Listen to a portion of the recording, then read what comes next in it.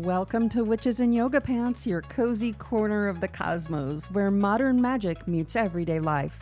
We're here to explore magic, mindfulness, and personal growth with a grounded, no-fluff vibe. Whether you're into moon rituals, tarot spreads, or just trying to survive Mercury retrograde, you are in the right place. So get ready to disrupt some old patterns, explore what it means to reclaim your power, and remember who you really are. So pull up your yoga mat, light a candle, and let's get into it. MeWe offers in-person metaphysical fairs throughout Oregon and Washington, along with virtual online events you can join from anywhere. To explore upcoming events and sign up, visit mewefairs.com and check it out. In today's episode, I'm joined by my friend Sheyla. She is a gifted psychic and teacher who's been consciously developing and working with intuitive and energetic abilities for many years. From an early age, she was deeply sensitive to energy, and after a formal psychic training beginning in 2012, she stepped fully into teaching psychic tools, meditation, and energetic awareness at multiple schools.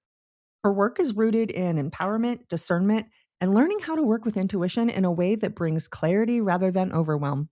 Today, she supports others in trusting their own intuitive abilities and showing up more fully as their authentic self. You can connect with Sheyla at psychicshine.com. Hello. Hello. It's so good to see you again. I'm so excited to be here with you. Thank you for coming. Yeah. We met at the metaphysical fair, and now here we are. What? Not even a full week later. I know. We hopped on it. We're like, hey, let's go. talk. Yeah. Yeah. I'm down. So excited. I know. Yeah. So we were going to talk a little bit about people starting out on a spiritual path. Does that sound good? Yeah, that sounds Yeah. great. That sounds juicy. It's juicy. Yeah. It's juicy because I think it can come up for people in so many different ways. Totally. Like people find it, some not always setting out to find it. Right. Just stumble upon the path and there you are. What's your experience? How did your spiritual path start? Or what's your biggest thing with clients that you see? Yeah. I'll start with my path was not a fancy magical story. It was like a vacation got canceled.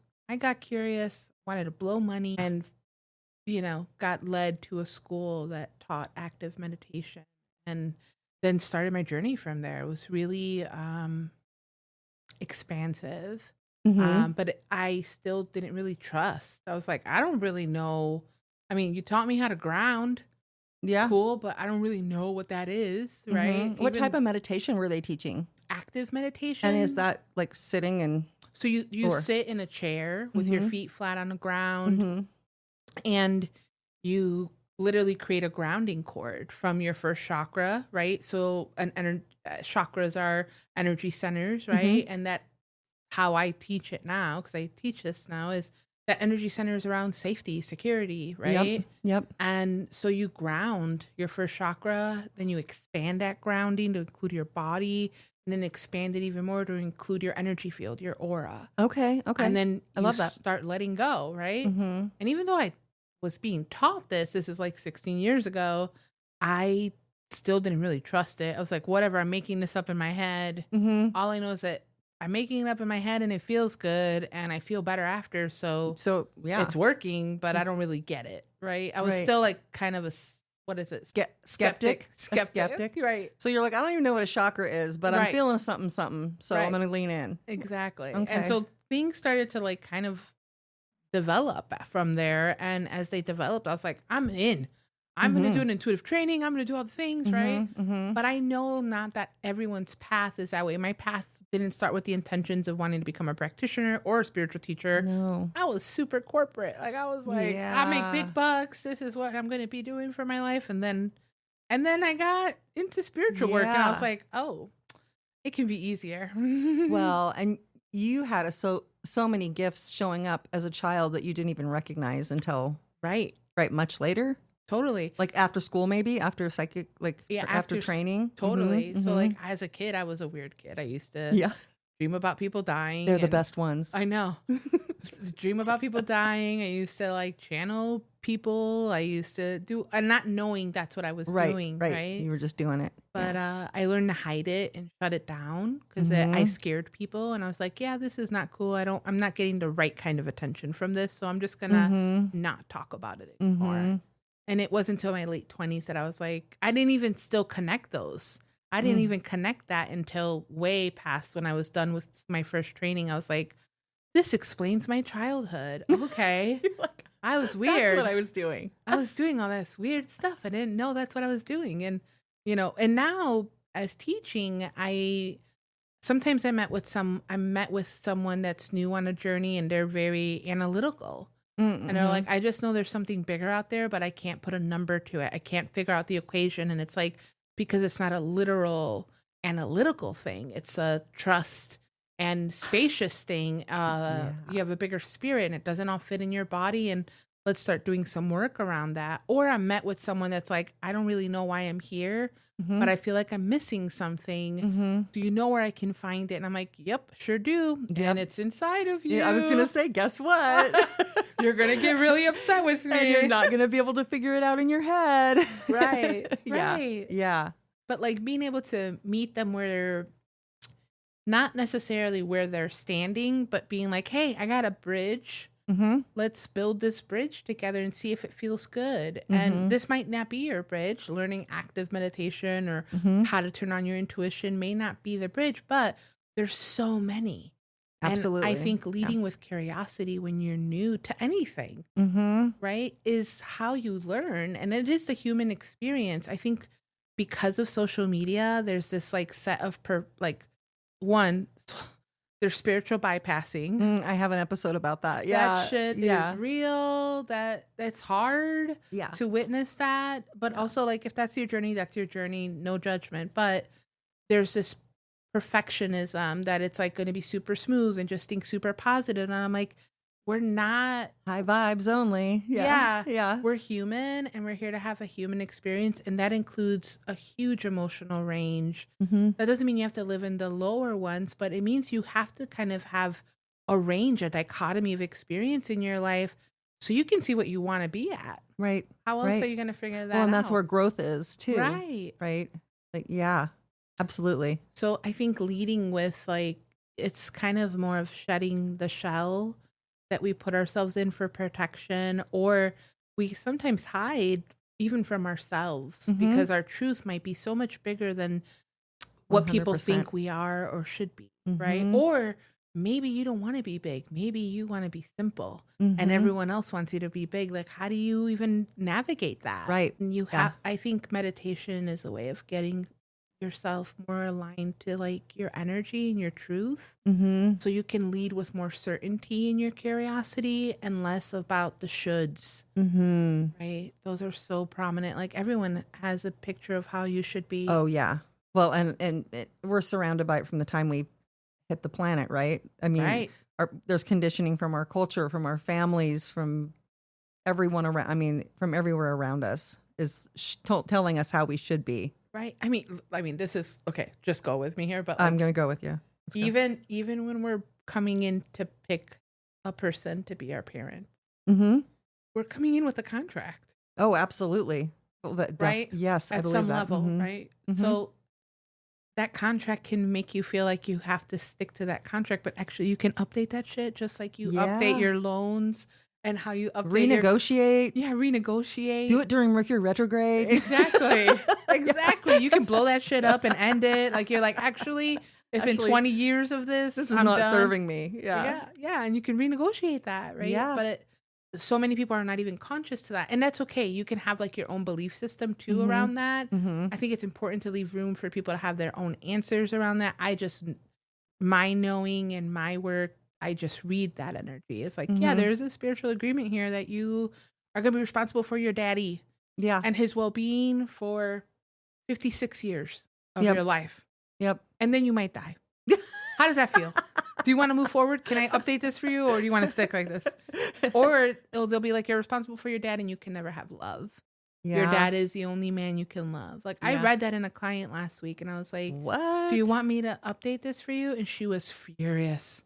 Like, why would he do that to me? I was like, he didn't. You did. You chose it. You chose him because you wanted to learn unconditional love. And the only way you can learn unconditional love is to handle a demand of conditions. And so you loved them unconditionally and you learned how to love that way. And now you're ready. And And to be clear, you're not trying to invite another man with a lot of conditions. It's quite the opposite. You're looking for someone that already had that lesson, so you guys can show up with a lot more grace. Wow. Yeah, that's cool. Yeah, it was really intense. That's really intense. But I was just gonna say, do you have a lot of clients that come to you who are just seekers that are curious and new and aren't in touch? Yeah, totally. I had a doctor come to me recently that was, he showed up. He's like, I don't really believe in this stuff. And I'm like, that's okay. But you booked an appointment. And he's like, yeah, someone told me that I should do this. And I was like, great. Well, this is how I work. And I kind of explained, like, I'll have my eyes closed. You please keep your eyes open. The work I do is to support you in your path for you to trust your will. No, was that his specifically, or is that your intention with every session? No, that's with every session. That's your intention. Okay. And I'm like, so I'm not going to tell you what to do, but I can read the energy of all your options so you have more information to move forward. And he was like, okay, whatever. Let's see. And I was like, okay, well. Those are the most fun ones. Yeah. And I was like, great, I'm so excited. And he was not excited. He was kind of like, I can't believe I spent X amount of money on you. And I'm, here we go. And I was like, well, I can do a cold read and just read energy in you.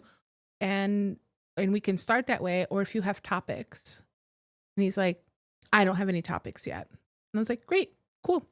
I'm okay being met with resistance. I'm not going to judge this person. They're new to it. Actually, what's underneath that is fear, right? Well, and he's obviously at the beginning of his spiritual path. Right. And he's what happens is probably going to open him up. Yeah, he's a surgeon. Well, they don't teach everything in medical school. I know. So that's what I'm saying. Like, he's analytical and science-based. How much courage did he have to muster up to come in front of me? I'm sure. So I didn't want to meet him where he was. I was like, I'm going to stay over here in joy and in gratitude and grace with you, buddy. And I started reading him. And the first thing that came up was something pretty intimate with his relationship with his mother and how toxic that has been. Oh, okay. And we started reading how there's a mother wound there, right? Okay. And how that mother wound has really set the tone that if a woman isn't allowing them to be cared for the way he wants to care for them, then he doesn't bring value. And what a limitation.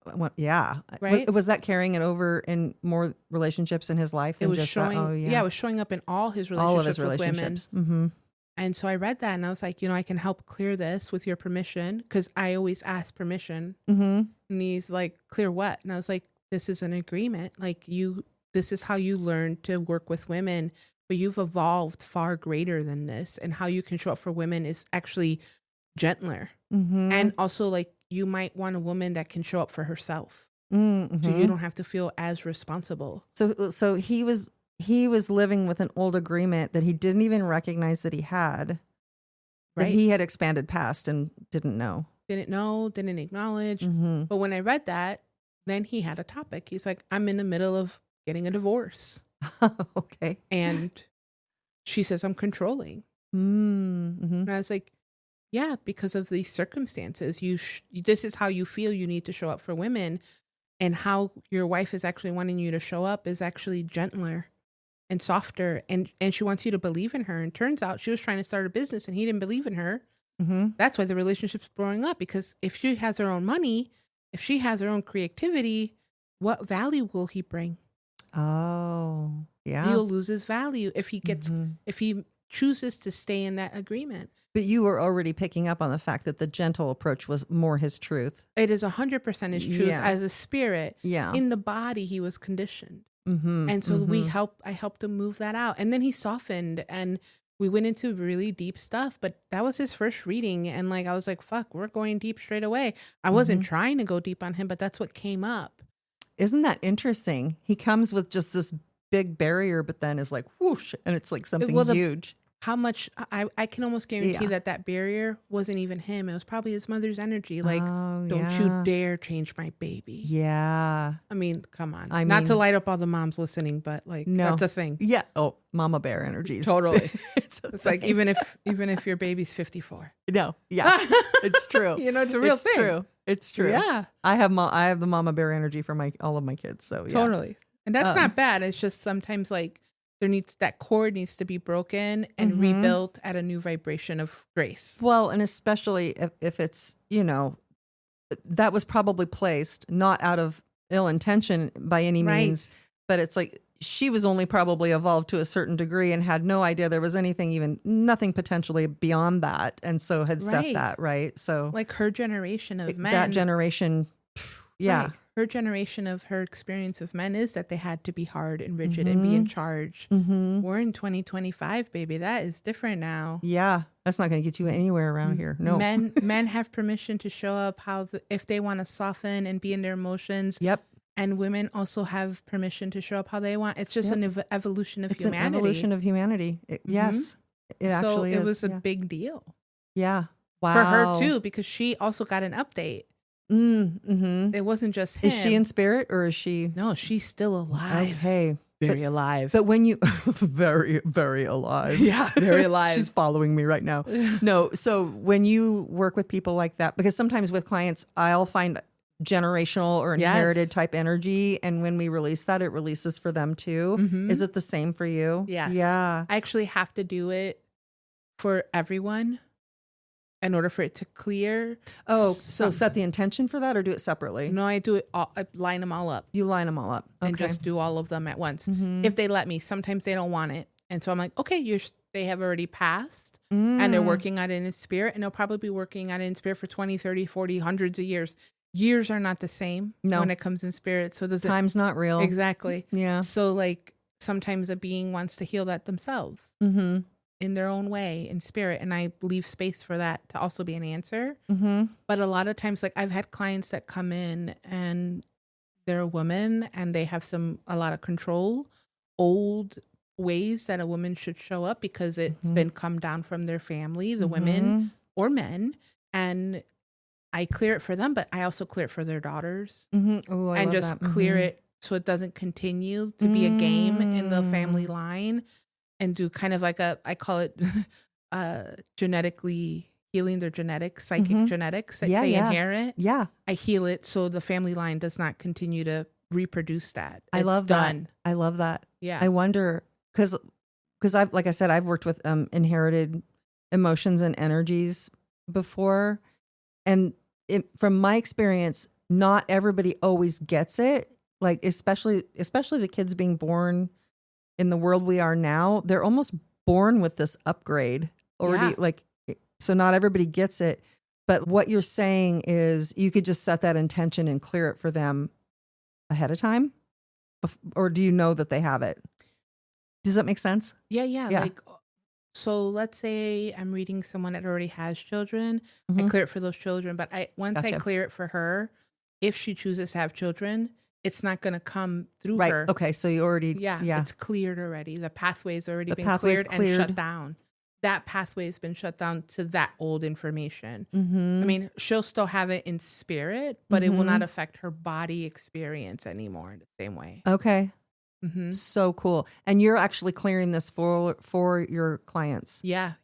In a session. Like I don't, to be clear, I don't do like light work.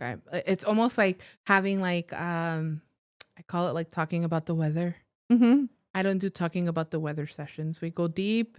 And we go deep. That's kind of it. Like, I'm not going to be like, what kind of session do you want a deep one or a deep one? Yeah, exactly. Like some people show up and they're like, I just feel sad and I just want you to make me feel happy. And I'm like, cool, let's look at where the sadness is connected to and why. Oh, this isn't even your sadness. This is your grief or coming up from unresolved. And they're like, no. I just want to be happy. And I was like, great. We have to look at the grief or the thing you're feeling sad about or the energy you're handling that's making you unwell to make you well. Yeah. It's not like let's think positive or anything. I mean, sure, you can fake it and that might help for a temporary part, but if you're really trying to evolve and come out in your truth, you have to say hello to the lies. Yeah. So what I would say for someone new coming in, that even though like we just talked about some deep stuff and it could light up fear, but fear is just an energy that lights up to hold you back from taking a step. Most of the time, fear is covering something else. And usually what I find that fear is covering is like a new experience. When you have new experiences, it like literally lights up your body. And I'm not just talking in a psychic way, neurologically, scientifically, like there's backing for this. Like when you have a new experience, it opens up pathways in your brain and possibility. Mm-hmm. And that is such a deep healing. Like people take medicine to make those pathways. People go into like hypnosis to make those pathways. And then you can see someone like us and start creating those pathways. So there's so many ways to heal. Even though it can feel scary, just know underneath the fear is possibility. Right. And that is where that's what you're looking for, is the possibility of like, what would it be like to live a life that's more aligned to your dreams, to who you desire to be, even if you don't know who you want to be yet. Right. There's so many possibilities. Right. Right. And you can start without knowing where you're going to end up. Yeah. Just by leading with curiosity, letting curiosity set the tone instead of making it be like, well, I want to heal this, and this. And if I'm not healing this, and this, then it's not for me. Well, that's great. You can go in with that intention. You might get your answers that way. Also, you can just lead with curiosity, you know? Yeah. I feel like I've had similar people come to me, especially prior to the pandemic. I was actually in an office where I was working with an acupuncturist, and she would send people to me, and they would come in and they'd sit down and they'd be like, I don't believe what you do. I don't believe you. I don't believe this is real. I don't believe your pendulum. I had people say that to me, and I'm just like, okay, well, we're going to do this session because you paid for it. And you do it, and they would leave and they would go tell her, it's like, I don't believe in it. And she'd go, you need to keep doing it. And they'd come back, and after 2 or 3 sessions, they're all in because they feel the effect of it. Yeah. So I love being met with someone that isn't necessarily working with these tools or modalities this way. My feelings don't ever get hurt, right? Because I'm like, that's okay. Yeah. You don't have to understand it. Yeah. You don't have to believe in it. But you signed up for it. So at some level, your spirit guided you here. Absolutely. Or maybe even forced you here. Yeah. And here you are. So let's just move forward. And if if you don't like it, don't come back. Don't come back. Yeah. It's really simple. See, I don't get that anymore just because I'm private practice. So the people who show up for me are very much already turned on and like ready. Like they're in. People aren't going to seek out a body code practitioner or a quantum, they're just not if they're not tuned in. But so fun. I think when new people show up, it just gets me excited. Like, ooh, one more new person that it's gonna be more conscious, and like each person that gets more conscious starts to raise kind of like the vibration of the planet. It is. That to me is like everything I teach is based off of the energy of forgiveness, right? And there's I think, and this is also, I think, part of a beginner's journey, is what you're searching for is you, right? And how you get to you is through forgiveness. And to be clear, it's not forgiving other people necessarily. It's forgiving yourself, how you might feel about those people. Right. You might think Sandy is a fucking bitch. Right. And you know what? You can forgive yourself for thinking Sandy's a fucking bitch. And be okay that that's how you feel, and really forgive yourself for that. But like there's charged things like trauma, abuse, right? Neglect, abandonment. Right. Can you forgive yourself in those situations, in those experiences, to then make more room for more of you in present time versus you that was victimized versus you that experienced trauma? That's really the pathway. Yeah. No, I love that because it's true. I think a lot of people that experience that type of abuse or trauma from a young age, and I think it's common in some way to somehow believe that that's all you deserve and that's all that you're worthy of. And so I can see the forgiveness of your parents or whoever put you in that, forgiveness of yourself to be able to move forward from that. That makes a lot of sense. Yeah. I had a client once that it broke my heart. And usually I don't get my heart involved with clients. But sometimes it's hard not to. Totally. Yeah. And she's really, really bright.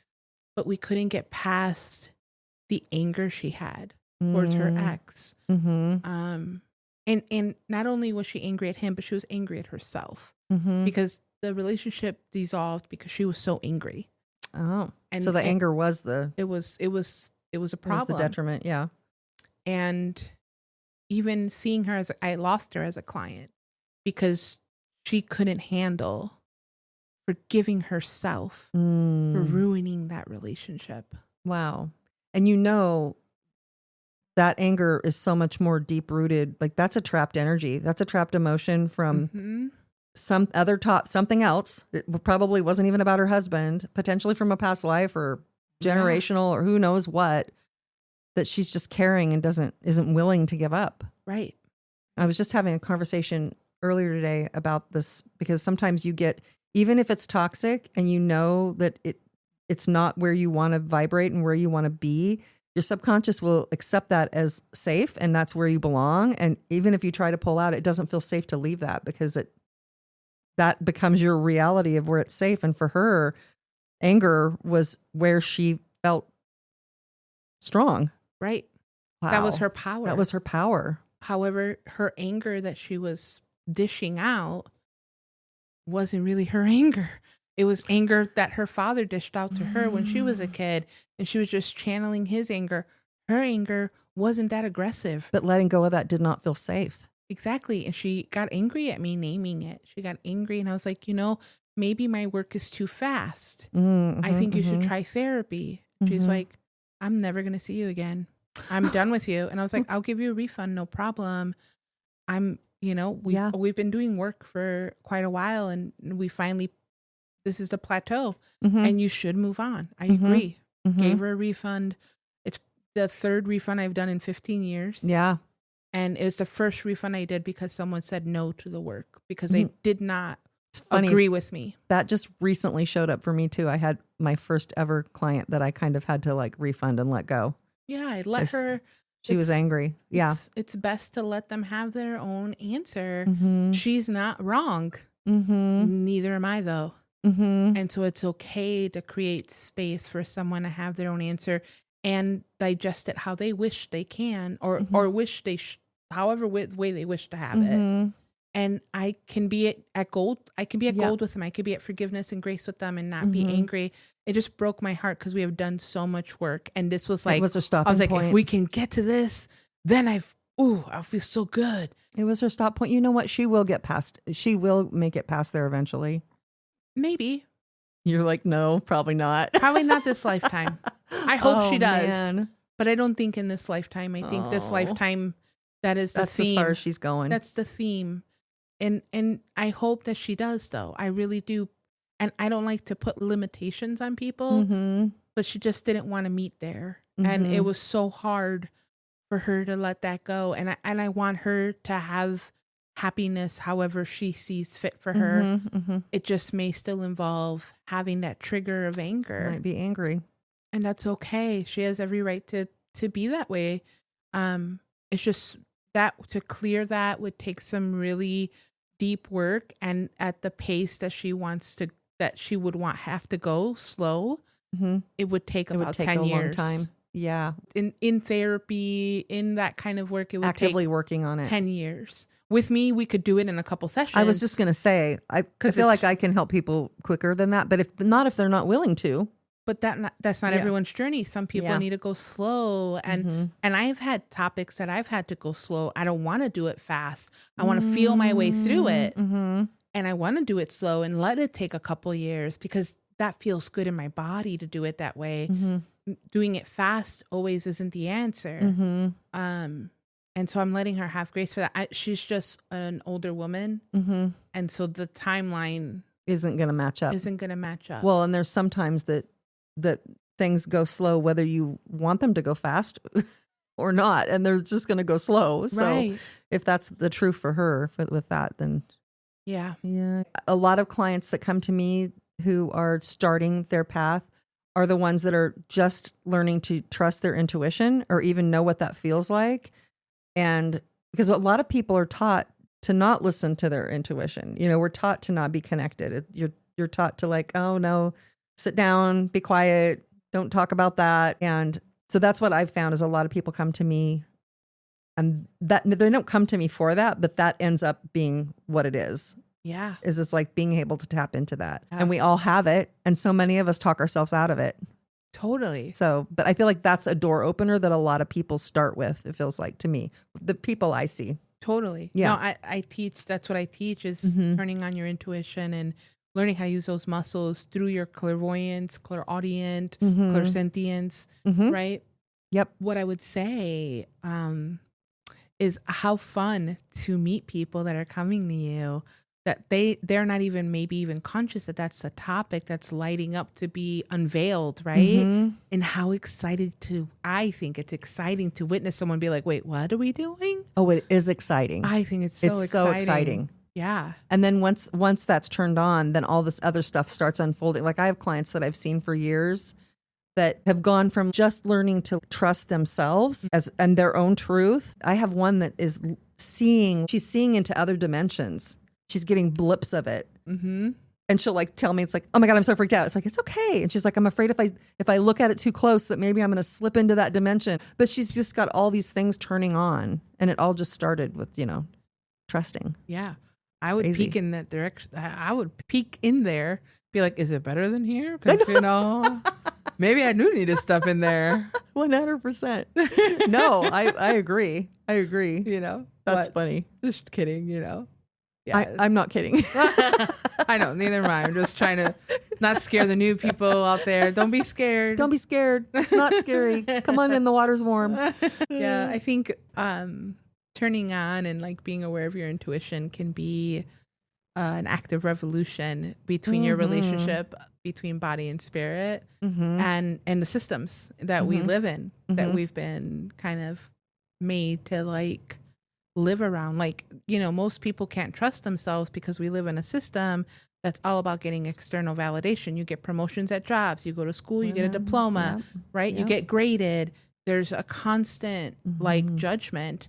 Yeah, you did a great job. Oh, you're not so good at that.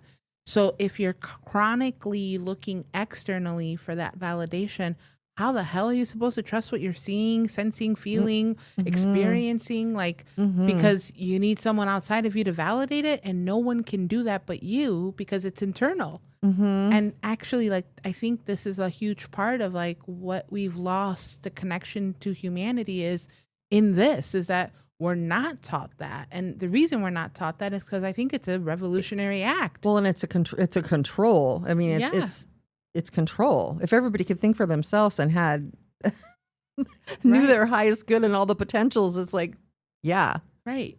Or navigate what emotion is yours or not yours. Navigate which, yeah. Like, holy crap, if you can even tap into that, be like, why am I so depressed? I'm so depressed. Oh, it turns out so's your dad. Maybe you're taking on his depression. And I'm not saying that that's wrong, but knowing that difference could change your experience of living, right? Like, I was an empath my whole life also, and I would feel people's emotions, but I didn't know they were other people's. I felt like they were mine. Is your emotional solar plexus open on your chart, or do you remember? I don't remember. Okay.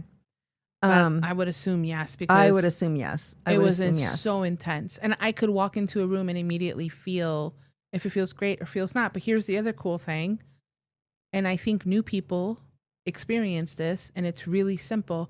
If you can walk into a room and you can change the energy of the room just by you walking in, you're an empath. You might be an empath. And you're broadcasting. Right? I can go into I remember going to parties when I was in my 20s, and I didn't know anything about psychic stuff. I didn't identify as being a clairvoyant or anything even like that. Even though you were channeling people. Even though I was channeling dead people and shit. I know. But I would walk into a party and everyone would be like, oh my God, she's here. And I'm sober. Right. I don't drink at that time. Yeah. And all of a sudden we're having a party. The party's been going on for 2 hours. But all of a sudden you walked in. And the vibration went up. Yep. Right? Yep. Everyone wants to dance. Everyone wants to like sing. Everyone. And I'm like, oh, I didn't realize I was doing that, but it was me broadcasting like I'm here to party. But if I walked into a party and I just got into a fight with my partner at the time, which, listen, I didn't date the brightest people in my past. I would walk in and I would be sour face. Yeah. The whole party would go sour. Yeah. So just as much as I took on, I also projected out. So I feel a lot of new people I encounter are unconsciously doing that. And when I name that, like, do you do this?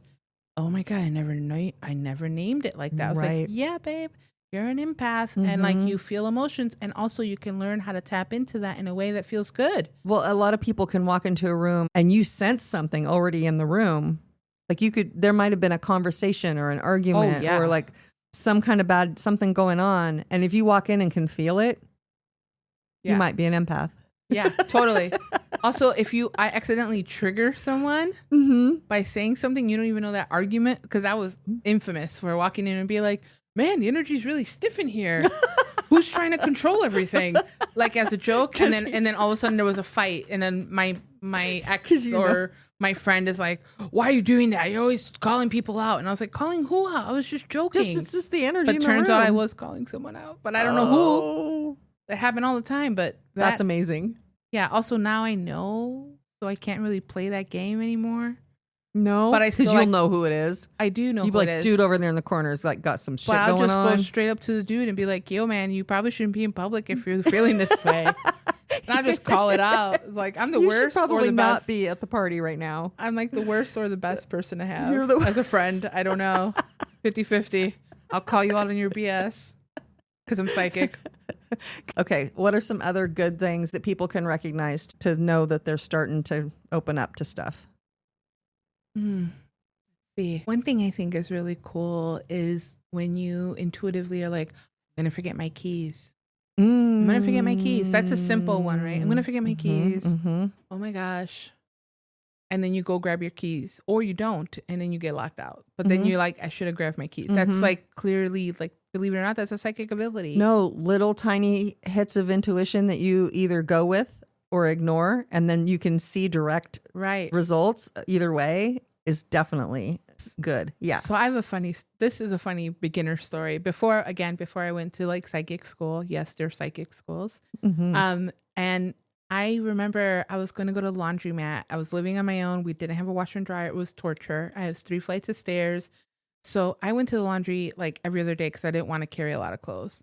And I would go like in joggers, like not cute. And then one day I was packing up my stuff and I'm like, oh, something's telling me to get cute to go to the laundromat. This is weird. Why?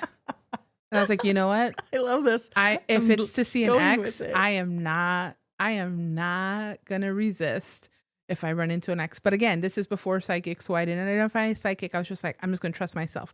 And so I went, I put my whole face on, put makeup on, put on a cute dress, and then walked my ass to the laundromat with the laundry bag. It was like a block away. And went to do laundry, didn't run into anyone. On my way home with my giant bag of laundry, I bump into a stranger.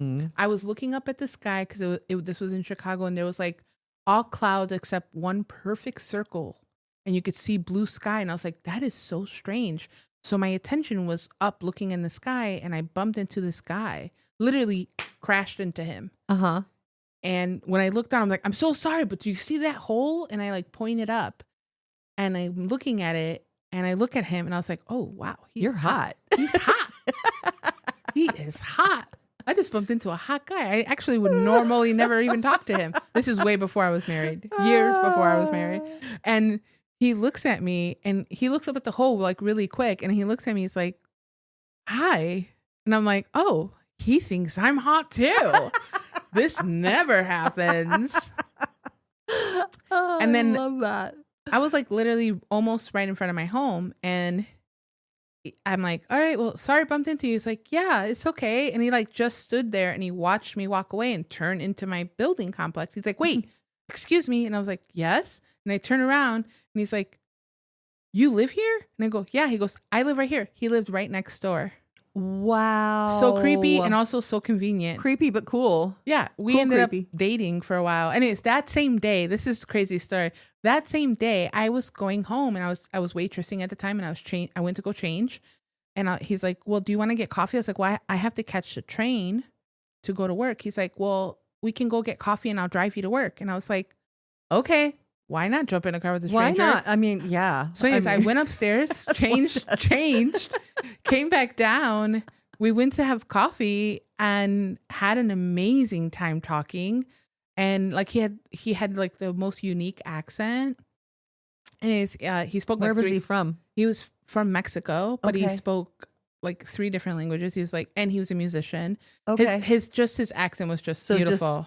So just a unique accent. But he had green eyes. I was just like, they're like galaxies. Anyways, we had like so much chemistry. So he drops me off at work. I go to work and it's like, wow, that was fun. Like, who knows what will happen? That was fun. I didn't think anything. I was like, thank God I look cute, you know? But then he text message. We exchanged numbers when we went to coffee, and he text messaged me. He's like, you know, I made you something while you were at work. What? And I was like, what?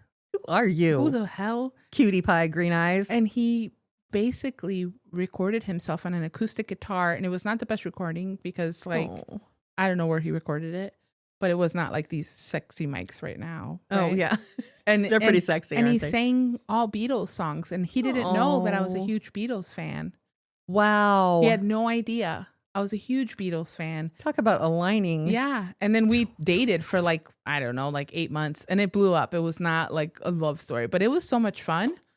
That's amazing. But isn't that so? That's how intuition showed up. And I like trusted it and had this crazy experience with this romantic guy. Yeah. Wow. I mean, no shade. He just wasn't my person. Yeah. I'm not going to say why, but you know. Oh. Okay. But I'm happy I had the experience. Yeah. Wish him the best. Right.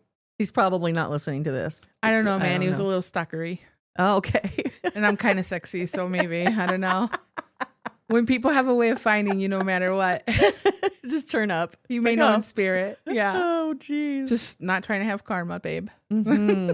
That's funny. You know what I recently read, and I don't know how true this is, but for me, I feel it resonated with me, is that when there are signs of being highly intuitive that happen that are they haven't scientifically made the connection, but I saw a scientist, like I don't even remember, it was like one of those quick podcasts, like a little snippet. What they were saying is people that are highly intuitive, there's a parallel to them having ADHD or ADD, and how that there's a connection there. And I didn't totally integrate what they were saying, but being someone that has ADHD and also incredibly sensitive to energy, psychic or intuitive, whatever language you want to use for it, I felt seen, because I remember as a kid, it was really hard for me to learn reading specifically because I needed to connect the word to an experience in order for me to be able to read the word, or by memory. I didn't sound things out. And so for me, learning was really tricky, but it was also connected to emotions, and it was also connected to, and so it made learning really challenging. And back then it was like the 80s and 90s. Girls, you can't really see it when they're young. Yeah. Because girls we're programmed to be so much more mature in a way, real off the bat, right? Already start nurturing immediately. Yep. So it wasn't like identified until I was an adult. But my husband actually is the one who caught me, because I was reading something and I had to pause because I was like, I've never seen this word before. Even though I've used the word when I speak, I've never seen it written out, at least not that I can remember. And so I was looking at it, and he looked at it, and he looked at me, and he was really confused. He's like, do you know that word? I was like, give me a minute. I'm trying to retrieve it. He's like, retrieve it. And then I retrieved it, and I said it, and I don't remember what the word was. You couldn't get it by just looking at it. You had to like access prior information, memory, and pull it. Yep. Okay. Wow. And then he looked at me. He's like, oh my God, you read by memory. Wow. And I remember looking at him and being like, I do, don't I? Yeah. I do. Oh my God, I read by memory. And and then all of a sudden everything made sense on how hard it was for me to learn. Like I was epic in math. I was good in science, but writing and reading was so challenging, but it was how my brain worked. What was really funny is what made it hard for me was my teacher. She would get really irritated when I wouldn't like catch up. And it's because I felt her feeling frustrated and incapable of reaching me. I was going to say she was feeling inadequate. And I wasn't trying to make her feel that way, but they didn't know what to do with me. So they put me in Spanish classes. That didn't work. They put me, because I'm bilingual, they put me back in English classes. That didn't work. And then they put me in LD classes. And that worked because I was in third grade reading first grade stuff. Yeah, there you go. And then but that's not helpful. No, it's not. It's Yeah. and so It's like restrictive. Yeah. totally. So I grew up that way, and they made college not like attractive to me because I'm like, they're just going to put me in another box, right? And Try to make you be a certain way or learn a certain way So I just started reading at a certain speed. And I got like super into reading and started reading a lot. So I didn't realize that it was because I was memorizing words. And wow. And so that's interesting. When I saw that little clip of how ADHD is connected to intuition, I was like, oh my God. The same thing that happened when my husband clicked into order. I was like, oh my gosh, I wonder if that really is. So I'm trying to manifest a scientist to want to study wants to study that. Like wants to like collaborate somehow. If you're out there, scientists that want to collaborate on like ADHD and intuition. Yeah. I'm like super intrigued by that. You. So I've read it. I've had other people read it. My colleagues read it. And it's like, yeah, there is a pathway there. That's so interesting. How interesting, you know? Anyway, I don't know what made me think of that. No, I mean, it kind of makes sense though. It really does. Because I think what that feels like to me is just a jumbled energy of like they've probably got that defined head center and those channels to divine are open. Right. And it's just jumbled up. And I've like had people I don't do craniosacral anymore, but I've had people on my table and I could touch it and I just feels like the constant chatter. Like there's a bunch of monkeys in here having a party is what the energy of their head feels like of people who have ADHD. Like I could feel the energy of their head. And so that makes sense. I was also going to bring up, I personally think we're born with our intuitions completely on. I had an imaginary friend when I was a kid who turned out to be a spirit guide, and it had showed up at different parts of my life. I could see them physically, and I know a lot of people who have.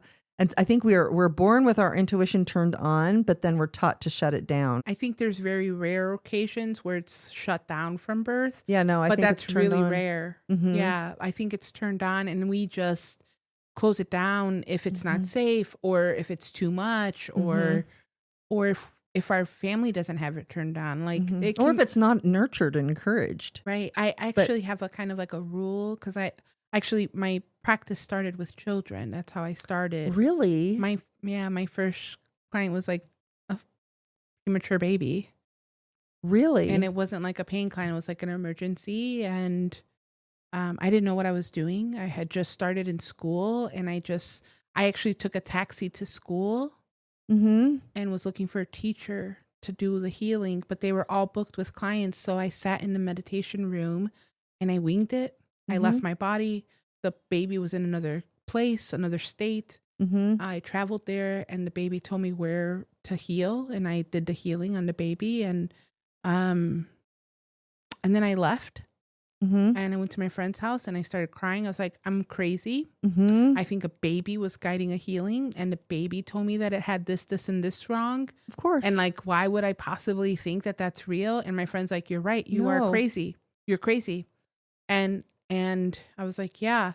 And then I got a phone call from the grandmother of that child. And she's like, and I did not tell them that I had done this work.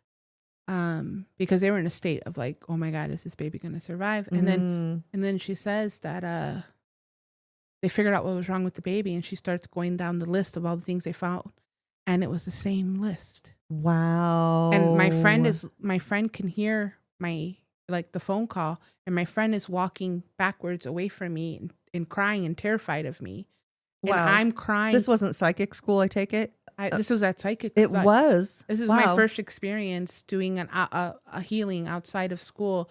I tried to find someone at school to help me because I didn't know how to do this healing. I just started at psychic school. So I just winged it. Yeah. And so when she called and started going down that list, I just silently cried. And I was like, I'm really happy the baby's okay. And then I hung up. I didn't tell them that I did You didn't healing. tell them that you did anything? No, it was inappropriate. Okay. They don't believe in the work. They were very religious. Okay. They asked, can you help with that weird shit? That's how they asked. Can you help with that weird shit you do? I don't even know if that's going to work. Wow. That's how they asked. And I was like, yeah, I'll try. I'll find someone to help me. Yeah. But I couldn't. But I just did it. You did it on your own. And so fast forward 3 years. Sorry, I'm trying not to cry. It's okay. I have tissues. Fast forward 3 years. I'm going to meet this child in person, and we're driving, and the child tells the grandma, I already met her. Like, no, you didn't. She's like, yes, Oh I my did. God, She was that's at the so hospital when I cool. was in a hospital. And the grandma's like, no, No. she wasn't. That's impossible, blah, blah, blah. And so she calls me. She's like, to prove that the child is wrong. And I was like, no, the child is right. I actually did a healing. Do you remember when you called me? And she was like, yeah. I was like, well, when you called me, I had just finished doing the healing about a half hour before, and I had the same list. Wow. And that's the first time I told her the child is 3. Yeah, the child was told. But the child recognized you. Recognized me still because their intuition was still on, because So amazing. I'm like an advocate for that child to have their intuition on. And to this day, that child is very intuitive, same age as my practice. Oh, I love that so much. Yeah, it's really, really special. But that child was told they would never walk, they wouldn't be able to read, they would be like delayed. And he's brilliant in advanced classes. He plays tons of sports. He plays, I don't know how many instruments. He sings. Nothing with no limitations. These doctors that say stuff like that, it's like, words are spells. Like, don't say that. Don't say that stuff. Yeah. But now when I take on a child as a client, because I do, I have a rule that the parent has to be a client first. Oh, okay. Because there has to be integrity there. And sometimes I can heal a child faster than I can heal the parent. And sometimes that could lead to competition between parent and child. And it's unconscious. Gotcha. And so I'm not in that game. You're not doing that. I won't hold space for that game. You're not doing that. So sometimes even I have to have a parent take a class, like a meditation class, because a child wants to learn it. I will not teach the child until the parent learns first. To also so they can have common ground in language. But I used to teach toddlers how to, the same meditation I teach adults. Yeah. That's so cool. So cool. Yeah. Yeah. This has come up recently for me with a client that I was working on. I don't know what age it goes away, but I think remembering your past lives is like a big thing when you're young too, that you can let go of. And there's like, that's scientifically documented. A lot of these kids are like, oh, I'm so-and-so, or I can do this or that. And then they can actually prove it that the kid's right. I think that is really super cool. Oh, yeah. I mean, I totally geek out over kids that can remember that. Yeah. Or have like inherent memory of things like World War I. Exactly. And they know things about planes. Like, it's crazy. Yeah, I think it's pretty cool. It's funny. I've witnessed people, even myself, have like skills that like don't make sense because I didn't train in those things, or people didn't train in, but they have it, and it's like residual from like a past life. They're accessing that. And I think it's cool because you can access, like, if I wanted to switch it up and in this lifetime and be like, 100%. You know what, I'm done being psychic, I'm going to be an accountant. I can just, you could probably do that. I can just go into it. I mean, I probably wouldn't. I would be so bored. But if I wanted, like, you know what I mean? Like, there's a pathway. Yeah. You can access anything. You can access that. But kids with past life stuff is so cool. I have one deck that I like to draw from a lot, and I'm always getting the card that this lifetime is a culmination of many lifetimes. And I feel that not only from the aspect of I pull from a lot of different things, and I like a lot of different things. And I want to, if I hear of something new, it's like, I mean, I'm not necessarily going to study every single new thing that I come across, but it's like, I want to at least know about it a little, it's like, I'm just so curious. And I think that that's kind of true. I keep getting that message. Totally. It is fun. It is fun. And some things you just adapt to easier. And those are probably things you've done before that you already know and you're just remembering. So totally. Well, I think actually a lot of the things we do is just remembering. Yeah. You want to really get realistic. Totally. Yeah. I wanted to ask you about, and I think that this is another thing that people probably have in the beginning of their journey, that they probably already have it and have access to it and are just learning to recognize it, is having like a spirit team around them, feeling guided, or I call it spirit team because it can consist of ancestors, guardian angels, archangels, just guides, project angels, all different types of thing. I call it spirit team. I was wondering how do you feel about that with new people who are just waking up? Yeah, I think for myself, I have a spiritual counsel, right? And I go to them for counsel, right? That's how I kind of, I did So this. you call it your spiritual counsel? Okay. Yeah, and I switch them I like out. that. Mm-hmm. I switch them out as I grow, who I need as support grows. Yep. Right? Yeah, they're not all there all the time. Totally. Right. And so I think we all have that. It's just a dependence on, I guess, in like how open you are to it. Mm-hmm. I also think there's something powerful of having your own answer first Mm-hmm. before you even access guides, or have your guides guide you somewhere to find tools to get your own answers. Mm-hmm. I don't go to my counsel to tell me what to do. Oh, no. Right? Yeah. Like, I think there's some people that do, and I'm not judging that, right? Mm-hmm. I want to be clear that I think a spiritual team, a spiritual counsel is for you to like go be like, hey man, this is what I'm experiencing. What do you guys have to say about it? I just want to curious what your insight is. This me being a brat? Am I resisting? Or is there something like more happening? What are you guys picking up on? Right? Or I should do this. I'm going to do this. Can you help me out? Clear the pathway for that. Right. Right? Yeah. There's a difference There's in that. a different approach. Yeah. And I think I think we all have that, but not all of us are conscious of it. And I don't necessarily think most people have to be conscious about it, because it's going to happen no matter what. It's going to happen no matter what. But I think that is a place that a lot of people seem to like. It's like an access point to where they realize it's like, oh, I'm being divinely led by something greater than myself. And what is that? I think that's a spot totally that can light people up into the idea of a spiritual journey. Totally. Absolutely. I think it could be a warm thought to think that you have a team that is there to support you in your journey.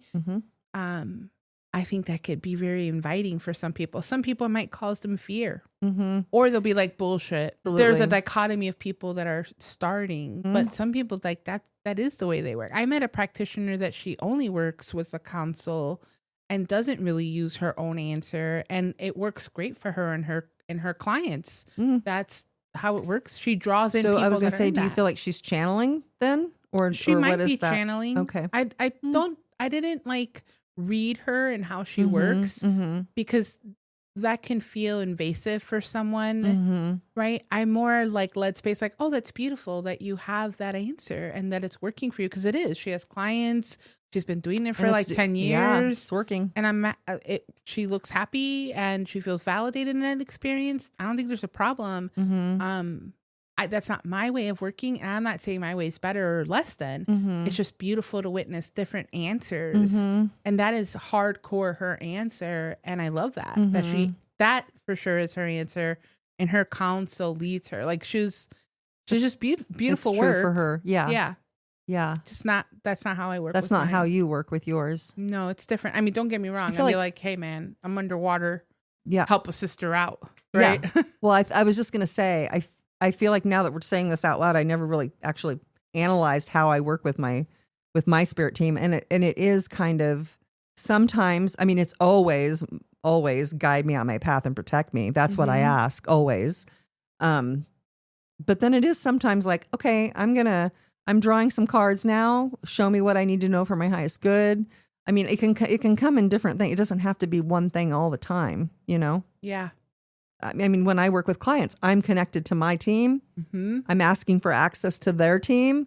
We're tapping into subconscious energy, and I'm using a pendulum. Totally. Okay, so it's like that's a little different approach too. Totally, because it doesn't come across. I don't sit there and be like, oh, your guardian name is so and so, and he's telling me this. Like, I don't get that information. Right. I just get like, oh, this is what's coming up, and we're going to talk about this, or you know. Yeah. So it's just different. Totally. I have a funny story about a new guide that was trying to come in, and I was like, basically, fuck off. It's so not cool.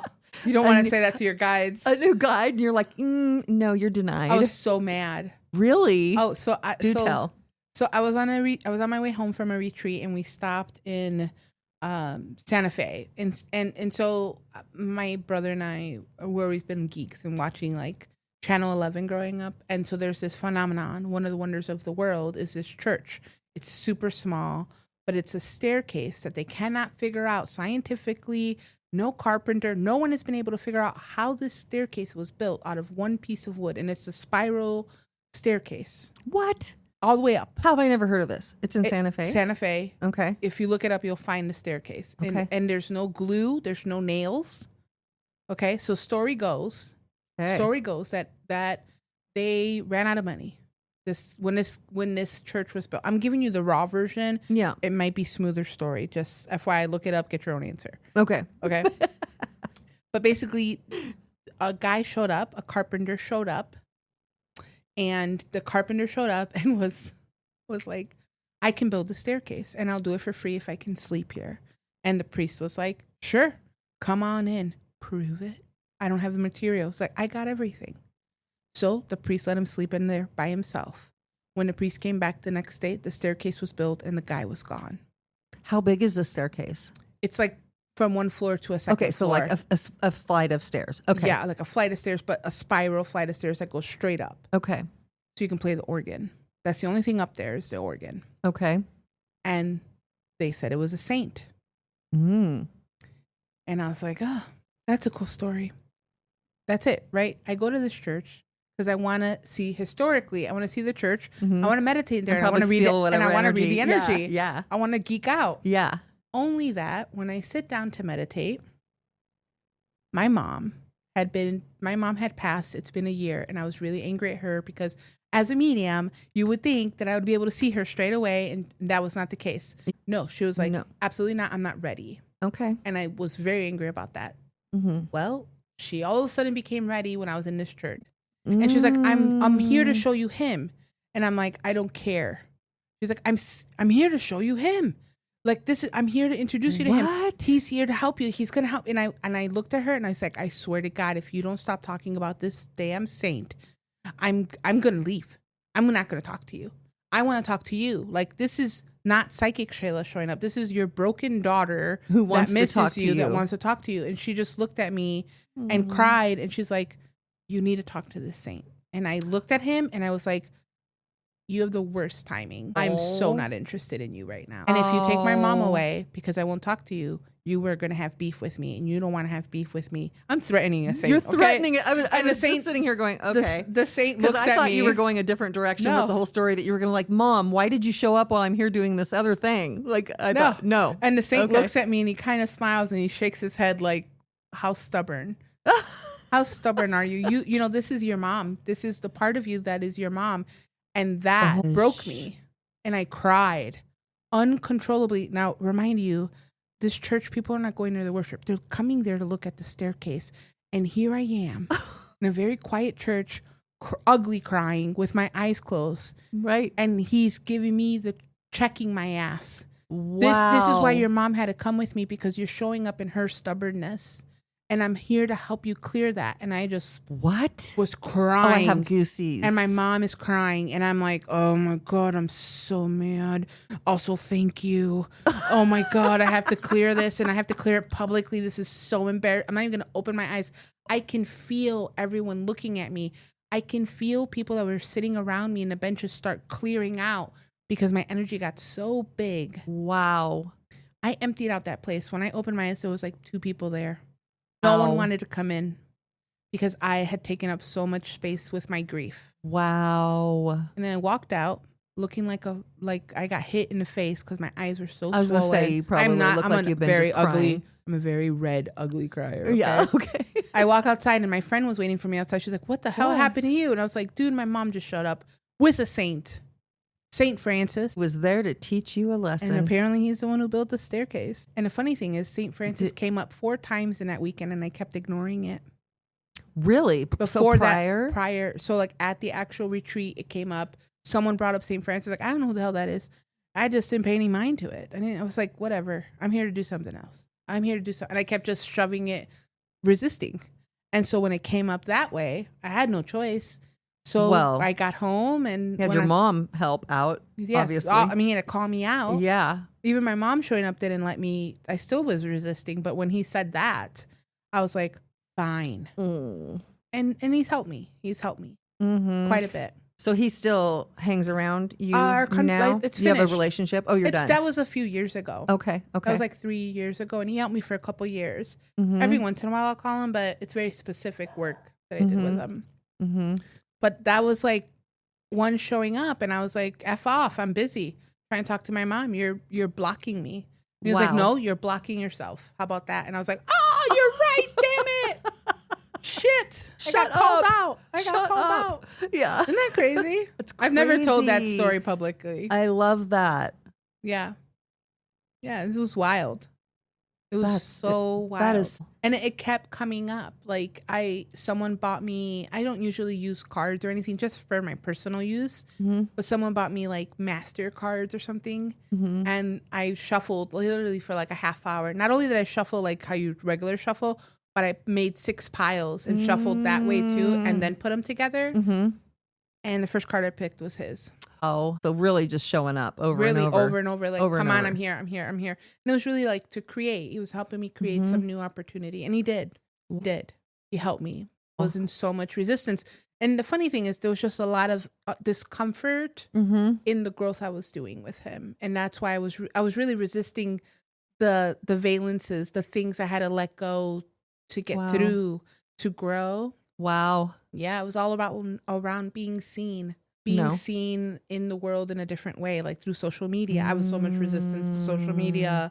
I had so much like, I love public speaking. I don't have a problem with it, but social media is a totally different game and energy. It really is. But it, like, he helped me through some of the energy I handled on there. He helped me through some of the energy I handled through people that show up in my life, other practitioners, and like think like they show up thinking they're higher than me, and then I let them be higher than me.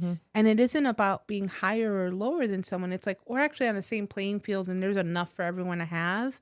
That's my truth. Yeah. But I had to do some shedding to sit in that truth and own my truth in that. Otherwise you get caught.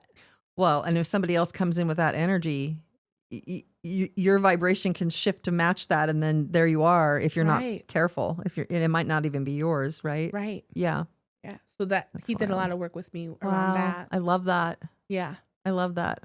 Yeah. And I think, you were talking about him showing up over and over. I think that's another way people can begin to start tuning in, is noticing those things that happen, and you keep getting shown the same thing, or maybe you're starting to draw oracle cards, and that you keep getting the same card. There's a lot of different ways that can show up, but just repetitive things that the universe is like bringing into your field. Yeah. It's like a nudge. Totally. You can just go with that. Yeah. Well, thank you so much for sitting down with me today. This has been so fun. Yeah, it was my pleasure. It was so great to be in your space and share with you. Yeah. Thank you for creating this way. Yeah. You're welcome. Thank you for helping me. Yeah, absolutely.